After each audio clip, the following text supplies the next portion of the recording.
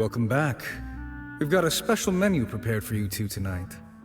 Yay! And there's good food too! No, the boss is the best. Ooh, desserts! Nice! These are all Paimon's! Paimon's already starting to forget what happened today. Oh, that voice. Is that who I think it is? Huh? It's you two. What are you doing in Fontaine?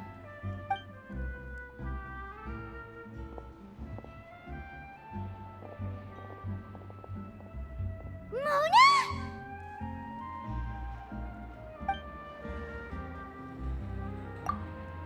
Seriously, nobody just uses a scry glass whenever they've got time to just see who they'll meet on the road. Still, we didn't expect to see you here.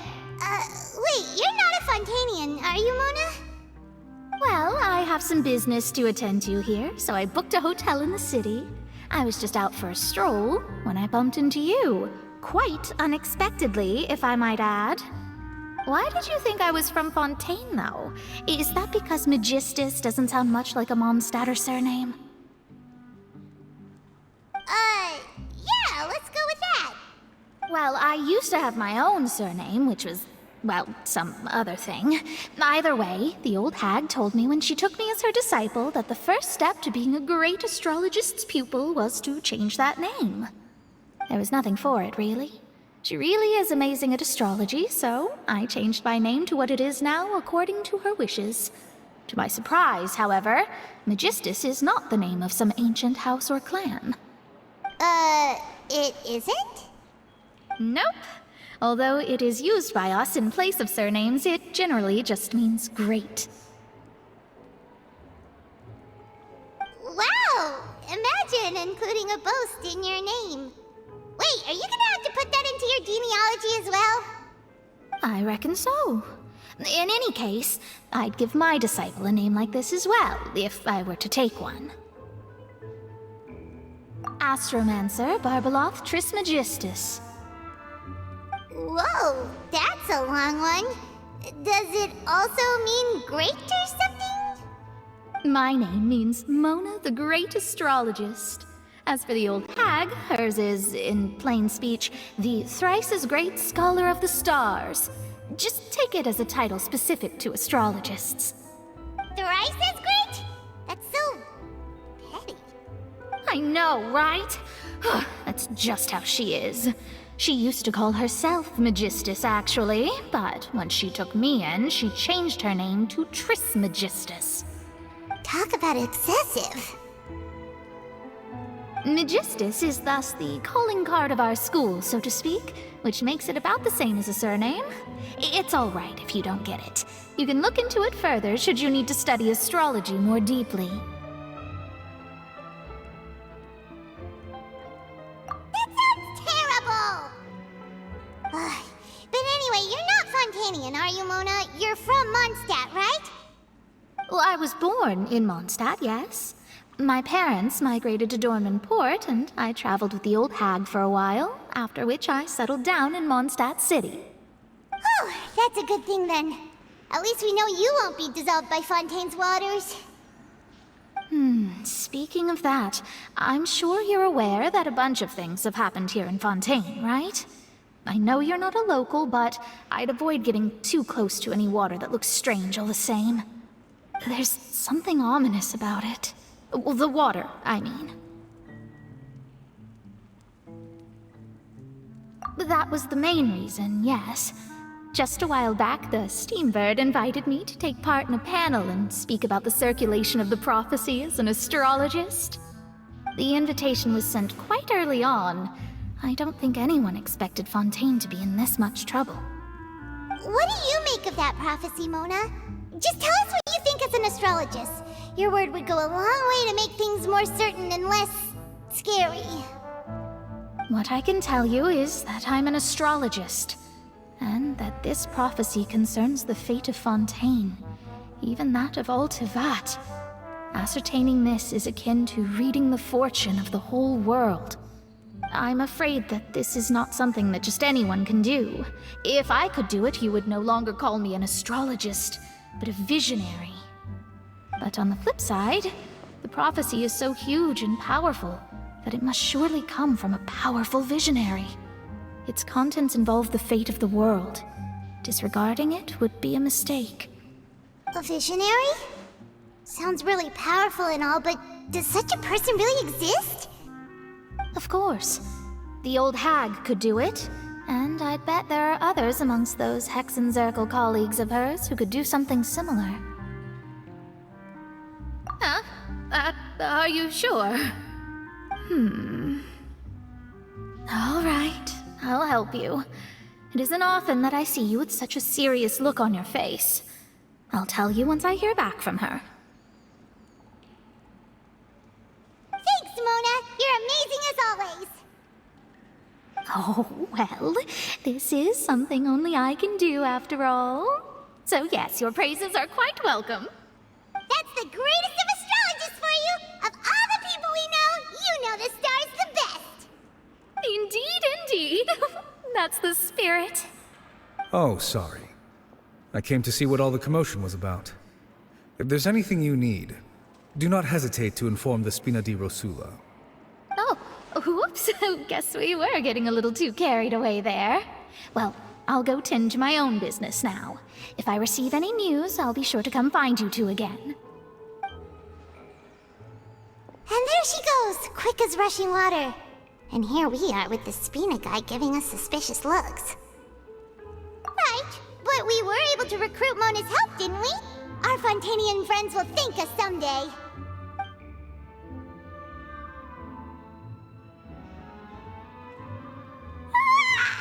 Good morning. To be honest, I'm still feeling kind of sleepy. But it's time to get up, Traveler. We agreed to go see Neuvillette, so let's pack it up and get going.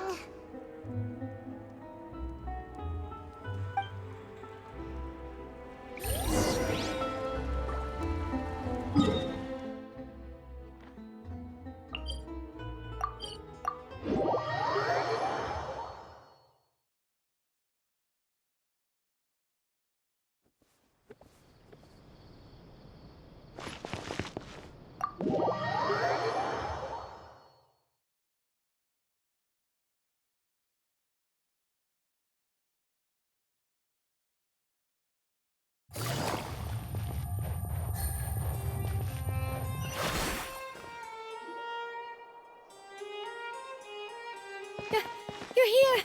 Finally! Is something wrong? Monsieur Neuvillette and Lady Farina, they seem to have gotten into a dispute! Please go see for yourself.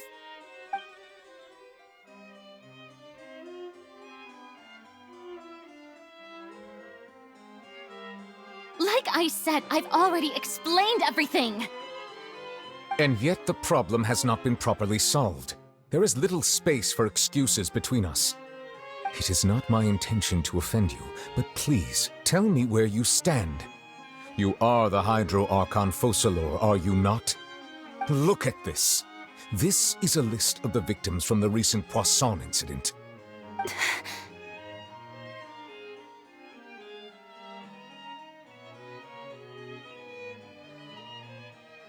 You mean... they're all... We did not arrive in time to avert this disaster, and I will not have it happen again. I will say this once more. You must tell me everything you know. Yesterday, I found 3 stone slates in some ancient ruins near Poisson. Do you know anything about those? Seriously? You're questioning me like this is a court case now. I don't know anything about that. But you found them in some ancient ruins, you say? That's correct, which is why I came to ask you some questions. There should have been 4 slates, but one of them was missing. The other 3 feature different images that seem to correlate to the prophecy. The prophecy? The second of these slates depicts the previous Hydro Archon Egeria kneeling before a floating island in the sky, as if confessing something. Do you know nothing of this either? I don't. I've never seen such slates. I'll ask you again. Do you really have no information regarding the previous Archon? My deciphering of the slates indicates that the Hydro Archon Egeria once had to confess to, or apologize for, a certain sin. If anyone would know about it, it should be you. All gods don't have the same secrets, you know. She was herself and I'm me. Is it really so strange that I know nothing? I understand your concerns, but I'm sorry. I just don't have anything to tell you. Forgive me for saying this now, Lady Farina, but I have long known of your various secret investigations into certain matters. There are several indications that you have been investigating the prophecy on the sly. This is not strange in itself, considering that you are the Hydro Archon. But it is strange that you should also claim to not know any of Egeria's secrets, as well as do nothing following your inquiries. You have never been as superficial as you have presented yourself to be, nor are you a fool. And yet, your behavior is very inconsistent.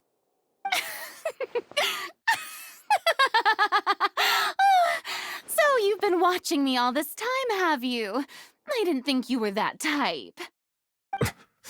You... Well, since you know about my secret investigations, then you should know I'm actually working to take care of it. There's no point questioning or suspecting me. You're the Eudix, but you're still my subordinate. You should be following my lead. Just trust in me, you're Archon, and do as I say. Never mind whether you can truly convince yourself to or not. It'll all turn out fine. That's all I have to say. We do not discuss this matter again. Oh, the opera's about to start. Toodles!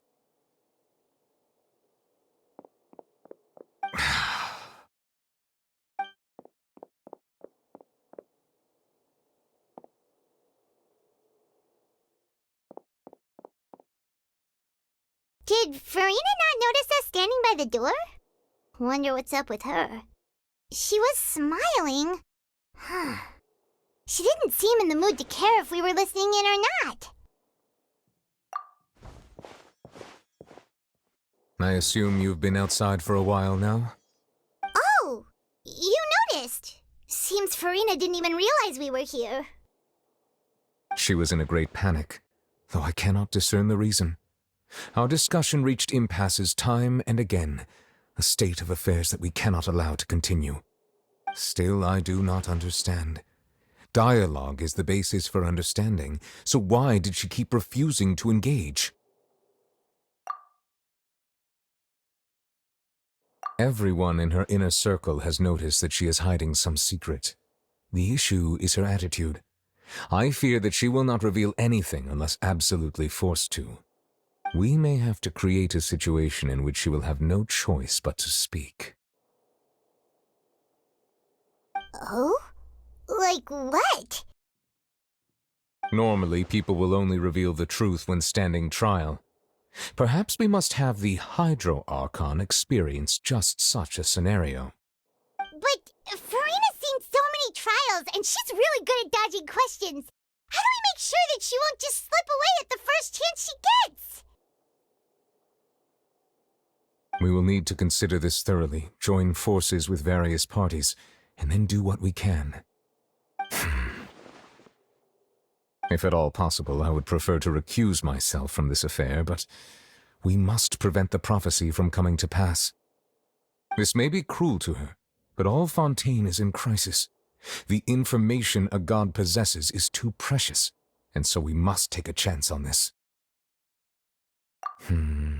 But who will lend us their aid to do such a thing?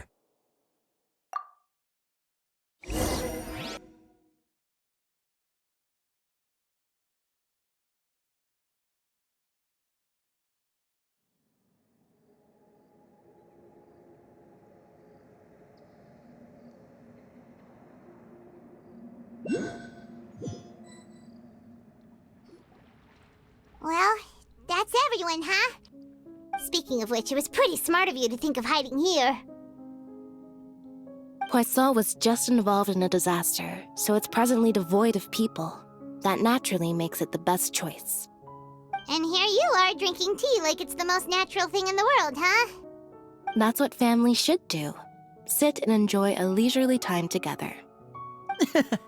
It's nice to enjoy tea here, you know? Care for a cup?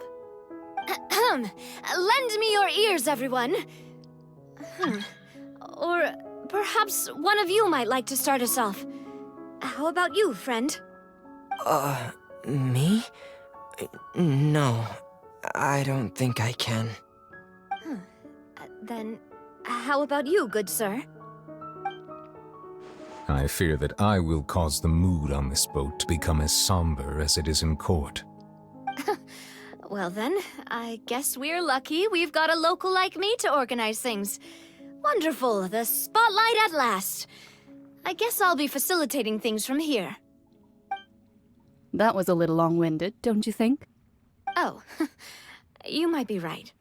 Anyway, to cut to the chase, our friend here, the Traveler, has brought us together to discuss something. As for what that is, well, let's start by saying that we'll be pooling our efforts together to create a series of traps. Oh, how intriguing. Well, it's just an expression, really. One that I just learned from Chlorand, and used on the spot. So, let's invite her to explain in detail. A round of applause, please.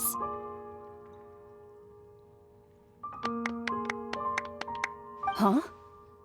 Didn't you say that you would be facilitating this? Oh, come now.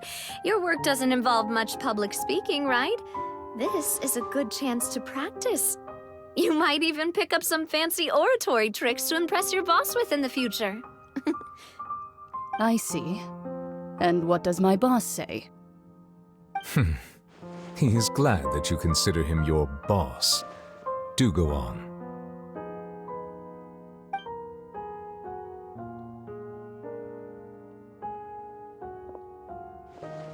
In that case, do any of you have experience hunting? Not that I recall. Fremine and I once used a wooden stick in a basket to catch wild rabbits when we were younger. As for Lynette, oh, right. You were sick that day, weren't you? I've also gone diving to catch some fish before. Does that count? I'm afraid not. You may or may not have heard, but Fontaine once played host to a group known as the Marechaussee Hunters. Though that was their name, they did not hunt animals, but rather various monsters left behind by the ancient dynasty of King Remus. Today, Fontaine's monster population has already thinned greatly, so the hunters have blended back into society, taking up arms in other lines of work. They even left a unique methodology of hunting in their wake. A trap comprises of the following components: bait, a trigger, and a containment device. Sometimes a lethal implement will also be necessary to deal with the prey. So, if we were to build a trap together, right now, what would you choose to build it with? For me, I would prefer something basket-shaped. Pigeons and rabbits will see the bait and naturally enter the snare. Our line of work requires a deft hand, and we're some of the best in the industry, so you can count on our techniques. You used some of those techniques while moving the people of Poisson, didn't you? My subordinates mentioned that you even performed some magic for the bawling children. Yes, and I even managed to gather some intelligence in the meantime. I'm quite the multitasker if I do say so myself. I'm afraid I can't claim that as my strong suit. I prefer more stable methods, like placing bait in the water and waiting for the fish to come within reach. That's the kind of method I would count on. Calm and steady. Exactly the kind of person who would catch loads of fish. And I can be their assistant. With discretion, I'm sure. I'd probably use some sort of mechanical animal. Papa once bought me some small clockwork squirrels, mice, and such. When placed in the forest, they can attract others of their kind. I remember that you liked those too, didn't you? I did. And that would be a good way to go about it. If they're realistic enough, animals of the same kind will follow them all the way to the trap. What about you, Monsieur Neuvillette? I fear I do not have any related experience. That makes sense. You usually solve problems directly, without the use of any such tricks. But I do have one more question for you, monsieur. If we were to create a trap now, how would you design it? I would like for it to be effective, but bring no harm to the prey. A more gentle trap would be ideal. Kind, as always. However, our intention doesn't necessarily change the containment device and the type of implement we need. If we wanted to kill the prey in one strike, we would need a powerful implement. However, that also goes for prey that must be captured and safely contained. Wait, why's that? Only a hunter who's a true expert at subduing their prey can snare it without harming it. The line that divides life and death is often exceedingly thin. So are we going hunting together? Huh. We hadn't thought of seeing ourselves as hunters. It kinda works, but maybe it's still not the best metaphor. If our means of capturing and dealing with our prey is to put them on trial, then the hunting metaphor is actually quite accurate. But we shall require much more courage than any hunter to judge a god, a being whose seat is an exalted throne. Oh, so that's what's going on. Sounds very interesting.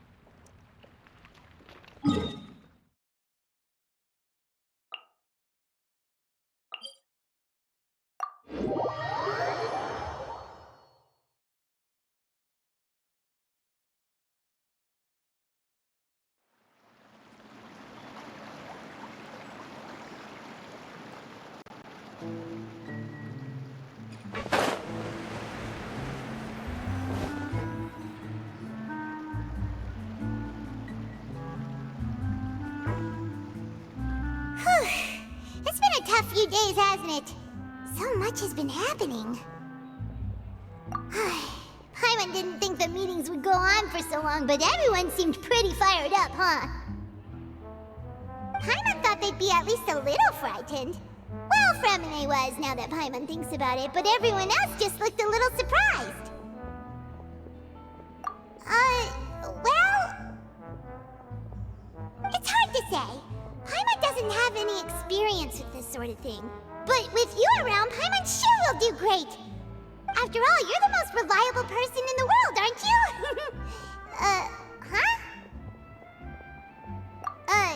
Did you just pour some tea? Paimon didn't notice you doing that at all. Then what's that? Paimon's never seen that cup before. Don't be frightened. I'm just joining you two for tea. I merely refrained from saying anything till now. Who's that voice? But there's no one here. Aw, have you forgotten me already? Wait, you are familiar. You're the voice we heard from the sky in Sumeru. The voice from the sky, I fear that description is wrong. Though, not completely wrong. You're feeling lost now, just as you were feeling previously. I sensed that confusion and thus came to you. Guiding people is an irresistible hobby of mine, after all. Consider me a passerby, just accepting a commission from my friend's disciple on a whim. The prophecy, Yes, what has been prophesied will be fulfilled. You may view such things as the history of the future. What?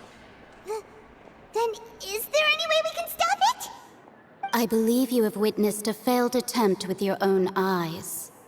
Can everything in Tevat so easily be changed? Ah, so you've caught on. Just as prophecies are usually only the future as seen from the perspectives of the gods, could things be happening in hidden corners where the gods' gaze does not fall? Are the things that you shall see different from the fate that the gods perceive?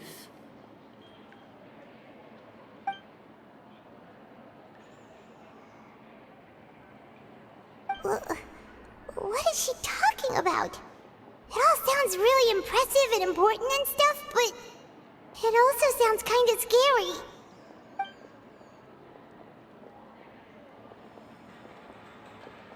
I believe that you understand, right? Some things are insignificant, but others you must reach out to change. Ultimately, fate shall serve as your only guide, no matter what will happen in Tevat's future. All you need to do is to play your part. This was good tea, by the way. Thank you for your hospitality. Well, that'll be all for today. The voice. It's gone.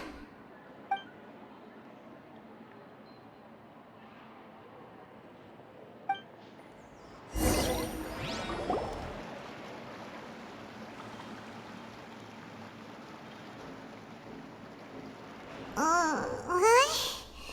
I want to hear someone talking. All right, coming. Hey, it's you who's getting lazy, okay? Well, I see I've walked in on some lively banter. Luna! Fine, just fine. I went to take part in that Steambird panel. It turned out to be more interesting than I expected. Not all Fontainians are pessimistic about this. One journalist mentioned that sitting around and waiting for the end to come would be wrong, and that they should make their own rescue preparations. I agreed, so we had a brief chat with her. Did she have pink hair by any chance? Why, yes, it was Charlotte. I assume you've heard of her, no? That daredevil journalist? I'm in full support of her view. Prophecies are very important, but how can people allow their lives to be commandeered by just a few words? That's right! Paimon's glad to hear something sensible for once. Ah, yes. About what we had discussed before. I did try, but I'm afraid I couldn't reach the old hag. I'll try again tonight, but I wouldn't get your hopes up. Huh?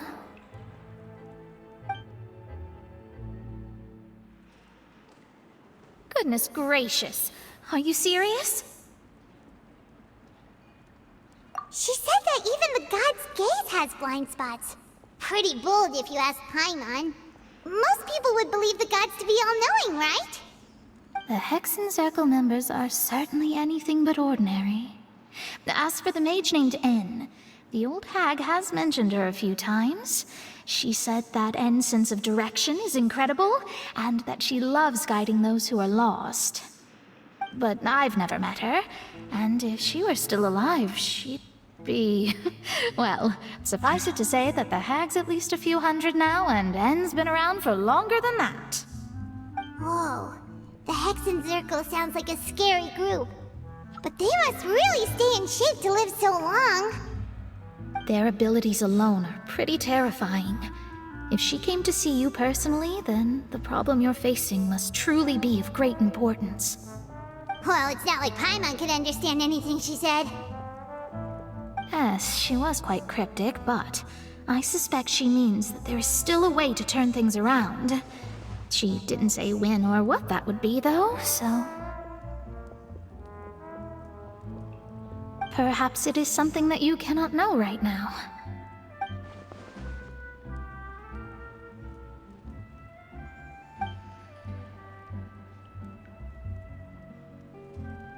Traveler, Paimon, are you two all right? Oh, we're fine. We're just a little down right now. It kind of feels like the end is coming, you know? I see. I feel that same sense of desperation, too. I guess you could consider me someone who has often witnessed fate. So far as I have seen, it cannot be swayed. But even so, I still hope for, and believe in, miracles. Astrology is eternal and rational, but fate may not be. It is cruel, but it can also be beautiful. Perhaps that's what En was trying to tell you. Not to lose heart, and to believe that what you are seeing playing out before you is not yet set in stone. I did originally think of steering clear of all this, but I couldn't. Even if this is all futile, I still wish to help everyone. If we don't struggle to the last, then how can we face the end when it comes? Huh. You do have a point. There I go, talking about astrological principles again. Sorry about that. The moment I start talking about work-related stuff. I need to get going. It was worth trying to comfort you, even if only a little. I believe that you'll help those who are struggling in the same way I did. I suppose that might be why we always seem to meet by coincidence. Paimon feels kind of moved by what Mona said, but also kind of sad too. Hey, Traveler, Paimon suddenly feels like going outside for a walk. Let's go. Let's walk around the city, shall we? There's a few spots we always like to walk by.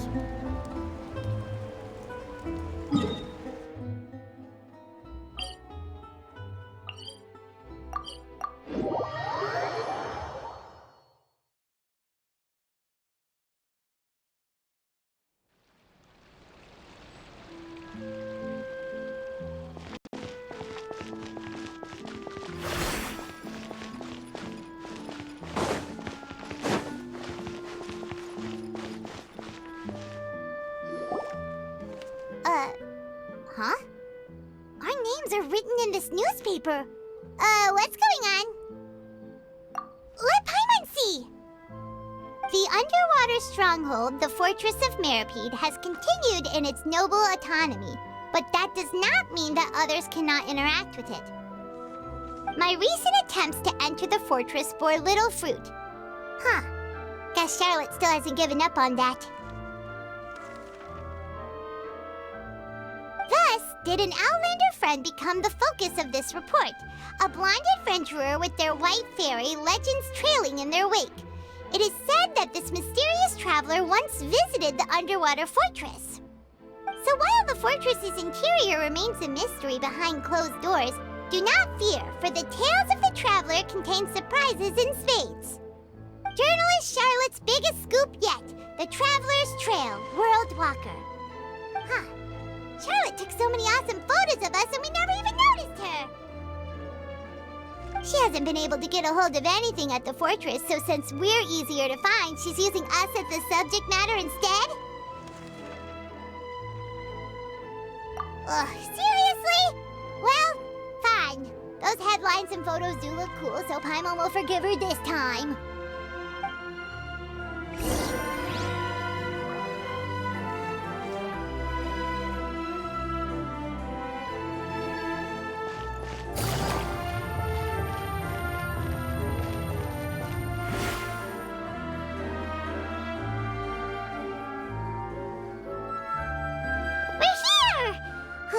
Paimon's hungry.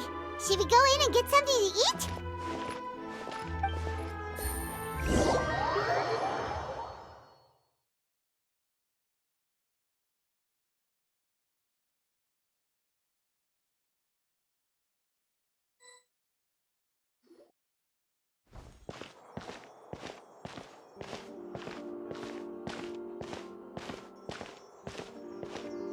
Hey, quick! Look! That's the limited edition only 16 slices a day cake! It was so delicious the last time we tried it, despite Despite the tense situation we were in, let's give it another go. I'm sure it'll be great. One slice of cake, please. Someone showed up after all. Oh, wait, you're the one from the Palais Mermonia. Oh, are you here to buy cake too? It seems Monsieur Nervalette was right. You really can eat. Wait, did he really say something like that? That's right. Even he has his own preferences when it comes to food. As for me, I love the cake and coffee here. Do you come here often? Usually every day. Every day? It's part of my daily schedule, apart from work. I shall have my cake and coffee. Then what if someone told you one day that this place would be closing soon, and you wouldn't get to eat cake here anymore? What would you think? But why would it close? Well, Paimon doesn't know either, but maybe the waters will rise tomorrow. You know, like in the prophecy. Oh, the prophecy. To be honest, I haven't paid much attention to that. No, still, even if there'd be no more cake tomorrow, that wouldn't keep me from having some today. No, it's the same for eating in general. You might not be able to eat tomorrow, but if you can do so today, then you should carry on. That's what people call living, you know. Huh. Don't be sad. Excuse me, could I have 2 more slices of cake to go? These 2 slices are for you. Sijuin said that this kind of expression you're making is what humans call being sad. Oh, you know Sijuin? I sure do. She was born before me, and she sometimes comes to the surface to teach us things about humans. She said that humans are creatures that are saddened easily, yes, and you can only lift their spirits by feeding them delicious food. So please try the cakes here. I've got something else to do, so I'll be going now. You two try to stay in a good mood after eating, all right? Bye!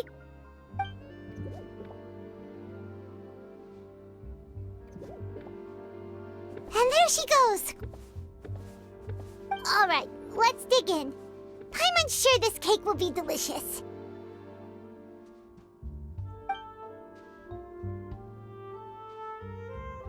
It's more delicious than last time!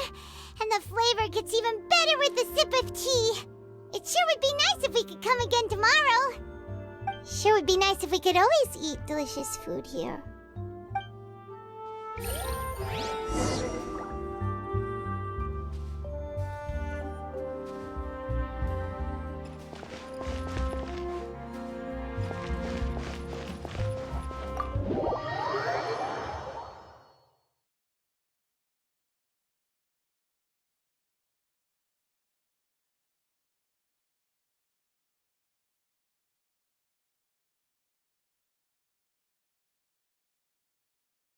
Oh, we're near the Steambird office.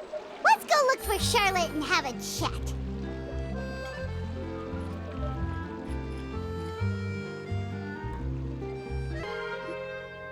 Wow!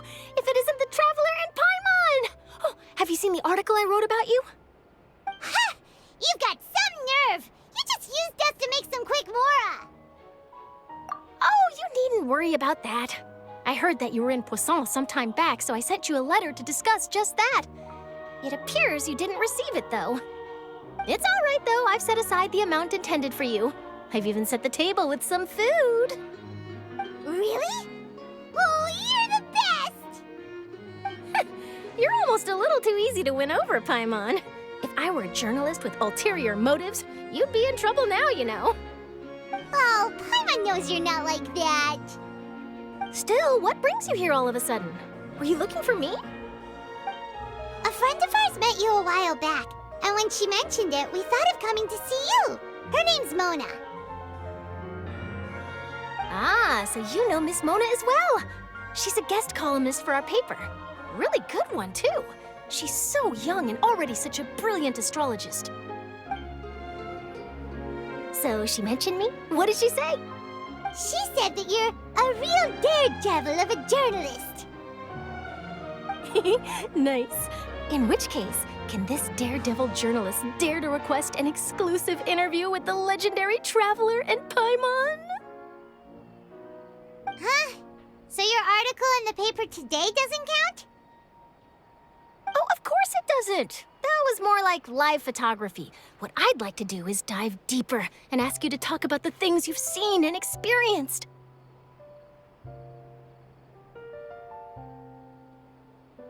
Yeah, are we even qualified enough? Why not? If I say you're worth an interview, then you're worth it. But not right now, of course. I'll need a few days to prepare. Oh, in that case, we'll just chat when you have the time then? Oh, so that's a yes? Ooh, splendid! I'll tell the editor-in-chief immediately. I'll have to apply for lighting, a venue, some props, and...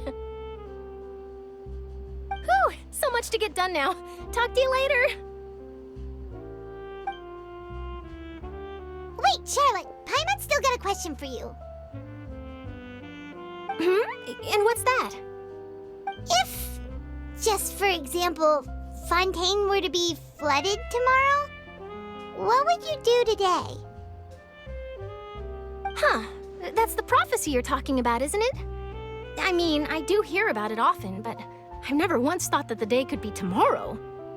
If you're seriously asking, then I might try and think of a way to leave Fontaine. Oh, but I'm still a journalist first and foremost. That means I have a duty to be reporting from the scene. And secondly, I wouldn't forsake my homeland that easily. From what I've seen, most people don't know what they'd do should the worst come to pass. In truth, it might be better just to behave like normal rather than worry over such an end. So in all likelihood, I'd probably still be prepping at the office for that interview of ours. I know what you're thinking. That sounds a bit sad, but I've always believed that it's best to do what you enjoy. Just think about it. If this nation really were to be suddenly destroyed tomorrow, but I still successfully finish an exclusive interview with a truly unique person, then the story I would wind up writing would truly be timeless. And then do you know what I'd do? Well, I'd write that story, send it for printing, and use messenger pigeons to get copies out to the various nations as soon as possible. I'm not a dreamer, nor am I a workaholic, but I do love my job, and I'd be proud of leaving such an article behind. I guess you could say that I was born to be a journalist. But anyway, that's my answer. And on that note, I'll get back to my preparations. That's so nice. All of a sudden, Paimon actually kinda envies her. Anyway, let's go and take a look at the sea, shall we?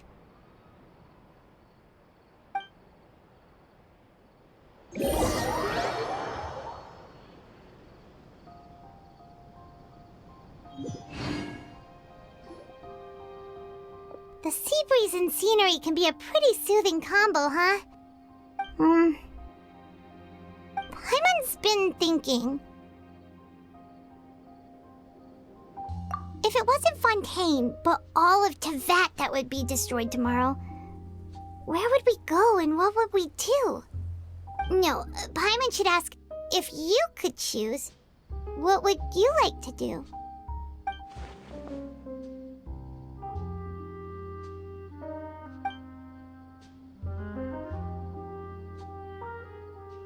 We've always been moving to the next destination, so we haven't spent much time thinking about these kinds of things.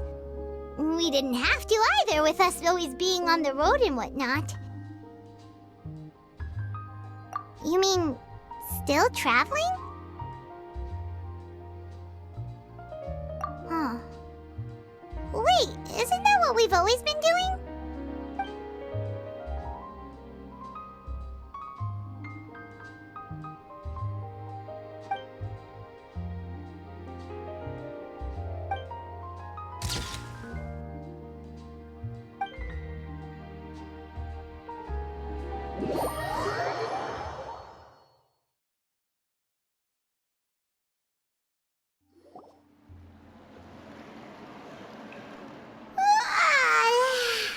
Feels like you'll grow mold if you stay here long enough.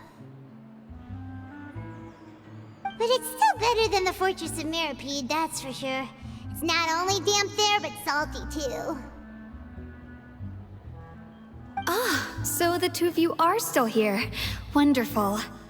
Oh, you're from the Palais Mermonia, aren't you? Yes, I'm Isadora. Monsieur Nervillet sent me to look for you two before. I heard that afterward you went to the fortress of Meropide. Not at all. I'm well aware that you're friends of his. Actually, I'm here to pass along a message from him. Yes, inside the Opera House. The Maréchaussée Phantom has declared the incident a small-scale riot. A riot? Well, that said, I don't personally think it was that serious. Lady Farina was watching a performance at the Opera House, and while she was resting during an intermission, some other audience members suddenly started harassing her, loudly accusing her of doing nothing about the prophecy crisis. And before she could respond, others started to join in.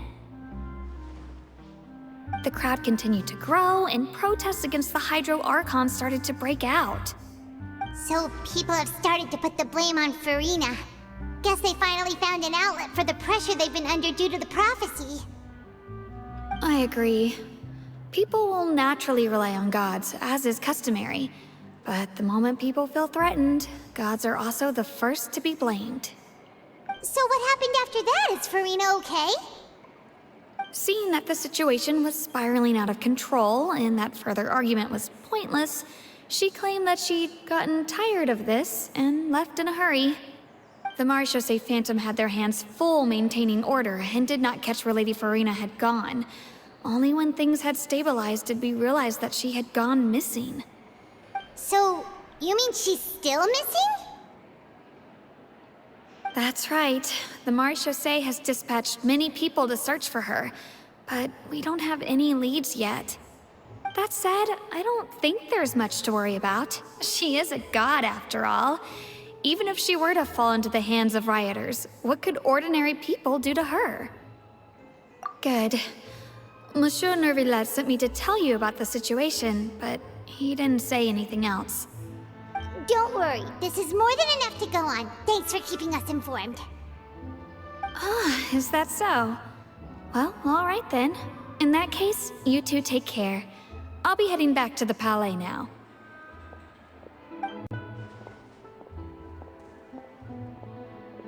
Well, sounds like we should hurry over to Poisson then. If we know Farina, she won't try to fix things in this situation. Instead, she'll look for a place to wait out the heat.